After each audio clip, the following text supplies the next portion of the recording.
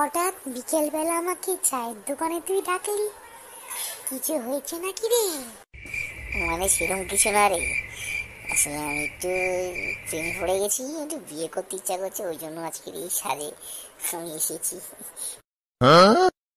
মানে কি, সেই মেয়েটা যাকে তুই বিয়ে করতে চাচ্ছিস, আমি কি নাম জানতে পারি? আসলে আমি একটু দাঁড়িয়েই বলি ব্যাপারটা। আমি তোকেই ভালোবাসি রে, আর তোকেই বিয়ে করতে চাই। ল্যাংচা, ভালো হবে না কিন্তু ব্যাপারটা। তুই কিন্তু মাত্রা সীমা ছাড়িয়ে যাচ্ছিস।